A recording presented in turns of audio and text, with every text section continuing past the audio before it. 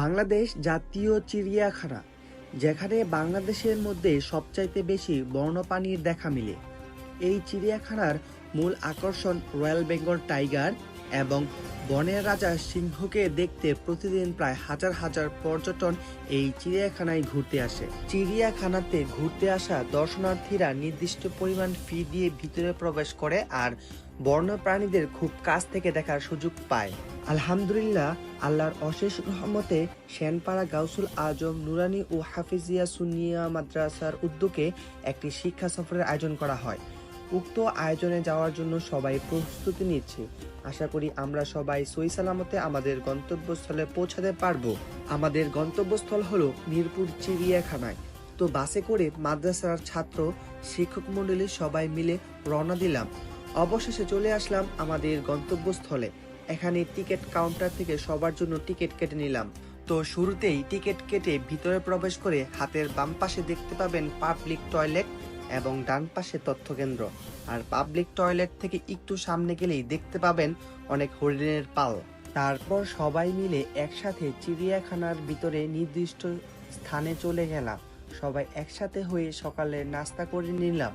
আর বাচ্চারা এই মুহূর্তটাকে খুবই এনজয় করে। তারপর শুরু একটা রাস্তা ধরে অনেকগুলো গাছগাছালি পার হওয়ার পর সামনে গেলেই দেখতে পাবেন পুরো চিড়িয়াখানার মানচিত্র। অবশ্যই মানচিত্রটি ভালো করে পড়ে যাবেন, তাহলে পুরো চিড়িয়াখানাটি ঘুরতে সুবিধা হবে।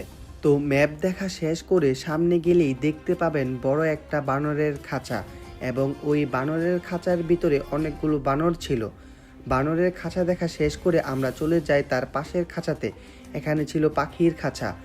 পাখির খাঁচাটি হচ্ছে পেলিকন, এবং এই পাখিরা সাধারণত মাছ শিকার করে থাকে। মূলত এই পাখির মুখটা অনেক লম্বা হয়, যার ফলে পুরো আস্ত মাছ গিলে খেলতে পারে।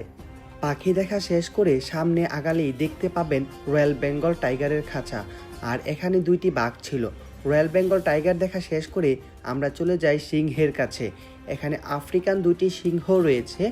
সিংহ দেখা শেষ করে আমরা চলে যাই ভাল্লুক দেখতে। ভাল্লুকের কিন্তু অনেক রাগ। ভাল্লুক দেখে আমরা চলে যাই জলহস্তির কাছে। আমরা যখন জলহস্তি দেখতে যাই সবাই মিলে, তখন জলহস্তি ঘুমাচ্ছিল মনের প্রাণে।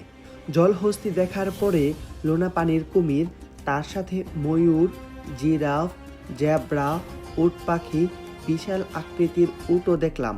উট দেখা শেষ করে আমরা চলে যাই আফ্রিকান গন্ডার দেখার জন্য।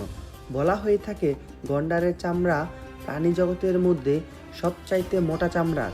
গন্ডারকে দেখতে খুব হিংস্র মনে হলো, সে খুব শান্ত স্বভাবের। তারপর আমরা দেখতে পাই ভয়ঙ্কর একটি প্রাণী, যার নাম হায়না। হায়না হচ্ছে প্রাণী জগতের সবচাইতে হিংস্র প্রাণী। হায়না দেখে শেষ করে সামনে গিয়ে দেখতে পাই এশিয়ান হাতি। এরপরের গ্যালারিতে দেখতে পাই অ্যারাবিয়ান ঘোড়া। মূলত আরবরা ঘোড়া দৌড়ার জন্য জগৎ জুড়ে বিখ্যাত। অ্যারাবিয়ান ঘোড়া দেখা শেষ করে আমরা দেশি ঘোড়াও দেখতে পাই। তারপর একে একে শকুন, বিশাল আকৃতির অজগর সাপ, বিশাল লম্বা কুমির, আরও নানা ধরনের বন্য প্রাণী দেখে তারপর সবাই মিলে দুপুরে লাঞ্চ করার জন্য প্রস্তুতি নেই। সবাই একসাথে খাওয়ার মজাই আলাদা।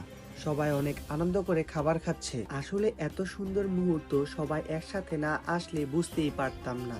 সকল ছাত্ররা অনেক আনন্দ করে আল্লাহর সৃষ্টির বৈচিত্র্যগুলো ঘুরে ঘুরে দেখে তারা অনেক আনন্দ লাভ করে।